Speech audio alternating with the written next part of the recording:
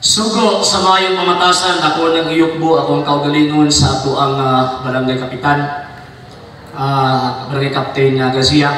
Kap, maayong hapon. Usap sa mga kagawad, barangay officials, ug mga barangay officials nga nagtugot ka nato nga mogamit niining moong venue sa paghimo niining moong religious dialogue mga sir ug mga ma'am. At the same time sa atong pari nga parupo sa tawag ini nga matanaw ug sa tanan ng mga Katoliko ug sa atong mga bisita nga nagkaroon dinhi maayong hapon kaninyo tanan.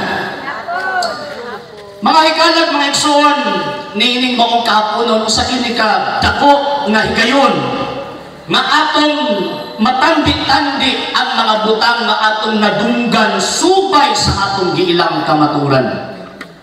Pagbinguntad kamaturan, again, watay supat ang atong Ginoong Jesucristo. St. John chapter 14 verse 6, ingon pa niya, I am the way, the truth, and the life.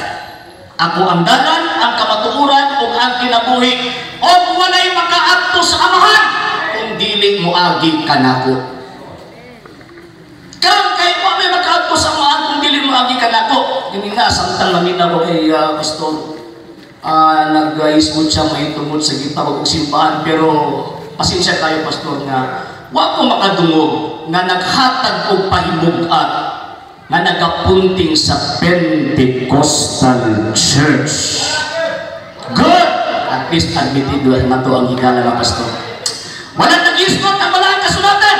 So therefore, ang naa sa malaking kasulatan wa nagpunting sa Pentecostal Church. So therefore, ergo, kanang gisulti sa malaking kasulatan, kanang gimo na si Kristo ang ulo, ang iglesia mo ang lawas, dili na mao ang Pentecostal Church. Nga naman, pwede ko palihog sa answer sa tatong Encyclopedia of American Religion, palihog ko. Nga dili magyod makapunting, ay dito si pastor na dili Pentecostal Church ang iskutan sa St. Matthew chapter 16 verse 18. Kanang iglesia, dili. Si tawag ini kuan, kalma lang. Kanina naghiluman mi kanina. Sige sir. Sige.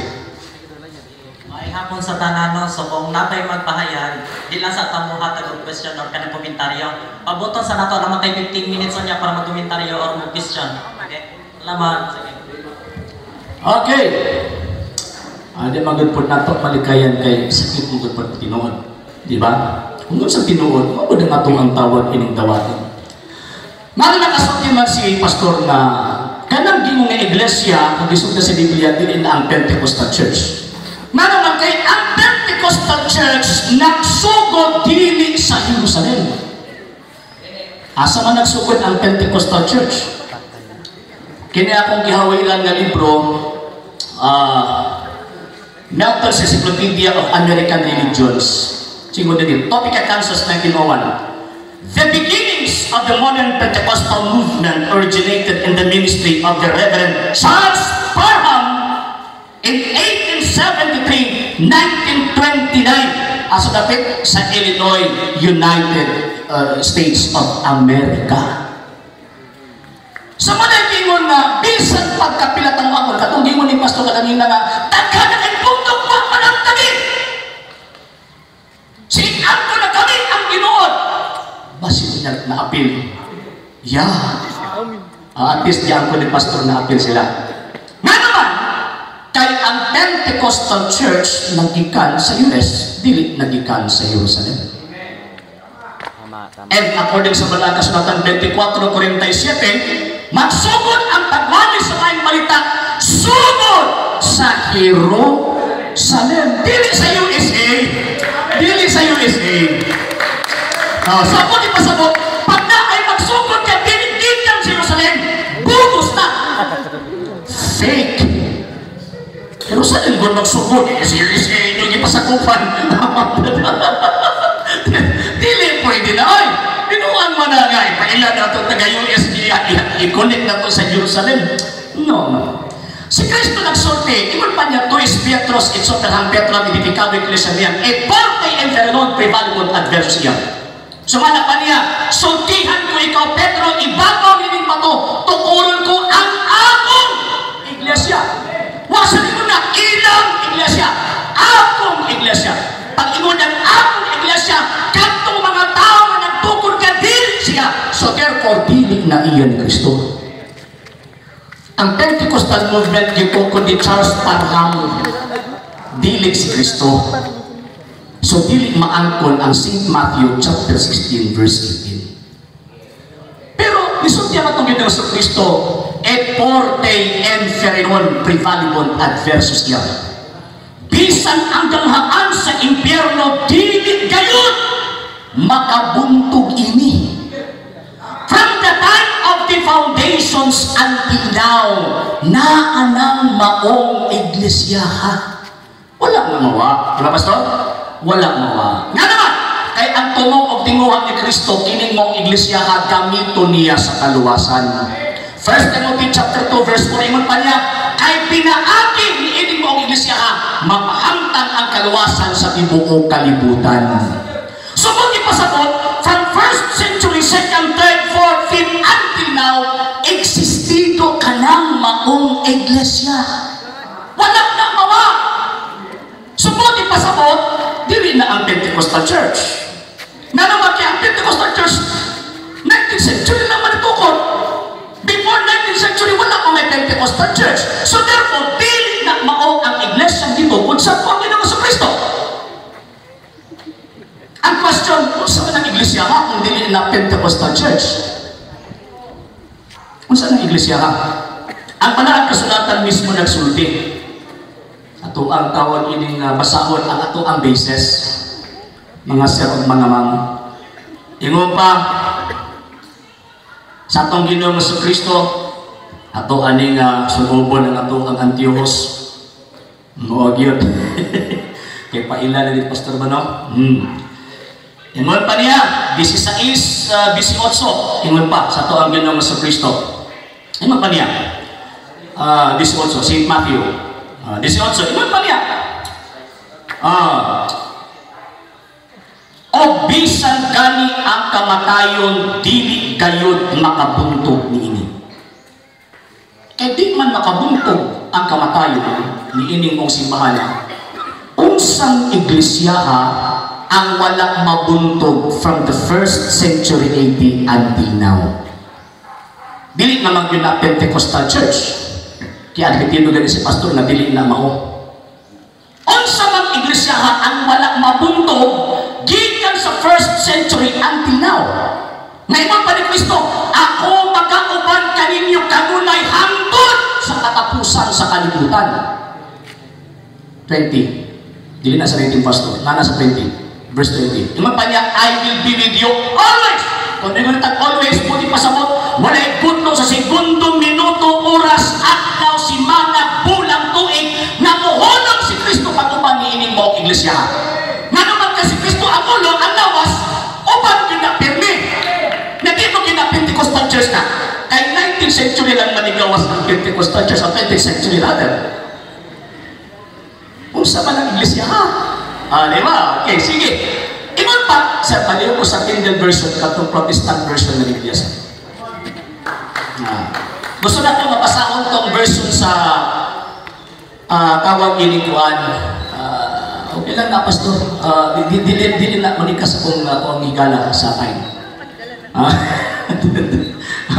Pagwan talaga may. Okay. Katong Kindle sa Kindle, kanang green, kanang the way na Bible. Na gawa sa Kindle publication na gitawag ko gikan sa mga Protestante. Dili sa Katoliko. Kasi may gigon sa Balaan Kasulatan, Hope chapter 8, verse 8. Ingon pa ni Hope. Read the history books. Pagbasa og mga kasaysayan ng mga libro. Basig matingala mo ba nga, wala na din na sa chapter 8 verse 8. Kaya ako ang ibasa ng version o sa dynamic form of translation. Na naman kay ang mga translator pastor, paano mo na pastor kanang namo na duha ka pamaagi sa translation. O di ba kabalo mo ana. Na ay no, dili ta duha na pamaagi. Na ay gitawag og dynamic and formal form of translation. For example, St. John chapter 1 verse 1, pakibutan ko sir. St. John chapter 1 verse 1. Palihog ko, St. John, in the beginning was the Word, and the Word was with God, and the Word was God. Sa PBS, before anything else existed, there was Christ. Question, mali ba ang translation? No. Nga naman kay ang translator ni gamit of dynamic form of translation. Ang akong ibasa, Tyndale, siyempre, ipagawa sa Tyndale publication nga sa Protestante. Actually, ang Pentecostal is sa Protestant denominations. Ang ingon sa Protestanteng Biblia, pagbasa o kasaysayan ng mga libro. Atong pangutan-on ang ato ang historian sa Pilipinas. Dili lang sa Pilipinas, sinatama ito paglain. The Philippines, a unique nation. Sonia M. Saide. Kini bang giitan ni alang sa mga nang-eskwela kabalo man kung ni-graduar taong tawag ini mga universidad. Imposible nga mag-graduar ta nakita mo tuog history. O nya dili pud pwede na mubasa ng Biblia wa tay background sa history. Kay kung mubasa ng Biblia wa tay background sa history, tablara na naiguta sa ingon ni San Pedro, bawal ang personal opinion and interpretation sa nakasulat sa Biblia. Muna magbasa og history para atong ipakita kita mga Katoliko, ini atong interpretation, dili ako ang opinion, di ba? Okay, pero sumala pa ni Gregorius Saide, ingon pa niya, kini know the historia ni dinhi sa gitawag og Pilipinas. Unsa may giingon niya? Okay, ato ang tawag ini nga basahon mga sir ug mga ma'am ha, pasensya kayo. Ako alang pagdoon kay para masiguro nato ang giingon sa tawag ini nga maong gitawag og libro. Sino ba to? Okay, about Islam, dili lang ha. Okay, gusto na ko siya tawag ini nga kuag yung i-word for word na tawag ini nga panbasa. Okay. Christianity is Spain's greatest legacy. The greatest legacy of Spain to Filipino people is Christianity. Magbitaw ang Pilipinas, ginganlan siya. The Philippines is the only Christian nation in Asia. Nga naman kay niabot ang Kristyanismo sa Pilipinas around 16th century, particularly sa 1521. Kasi mo din specifically the Roman Catholic religion. Strangely, this religion was Asian in origin, being founded by Jesus Christ in Palestine. Usa pa na? Sige mo din Ang pinakadakong ligasya sa Espanya sa katawhang Pilipino mao ang Kristyanidad. Specifically, na nagapunting sa Roman Catholic religion. Kinin maong relihiyon o sa kini ka Asyano in origin. Nagitugod ni Jesus dito sa Palestina. So kung dili Pentecostal Church ang gitugod ni Kristo. So therefore, atong pangitaon asa ng iglesia ha?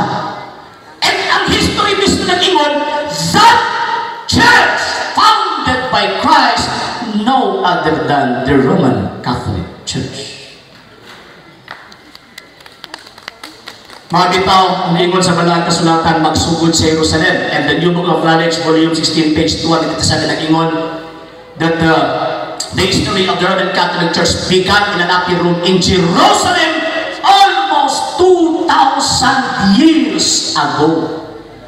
Ang kasaysayan sa Iglesia Katolika at Apostolika Romana nagbigan sa Jerusalem na mikapat ng 2,000 anyos.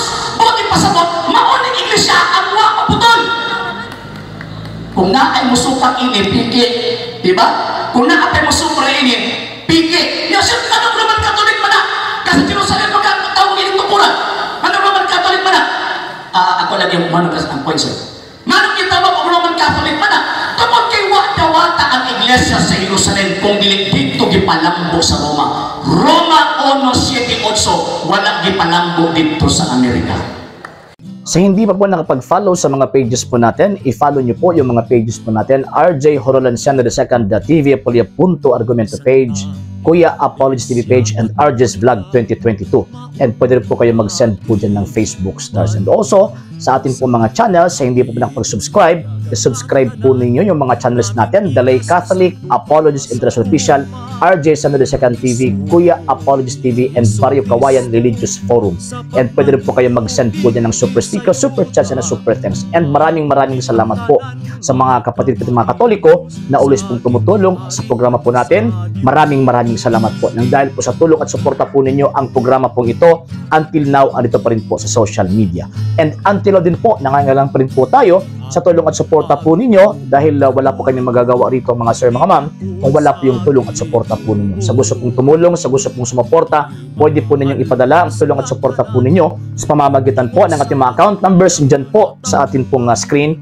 And pwede nyo po kaming i-message sa ating pong page kung via remittance po yung ipadala po ninyo. Maraming salamat po in advance.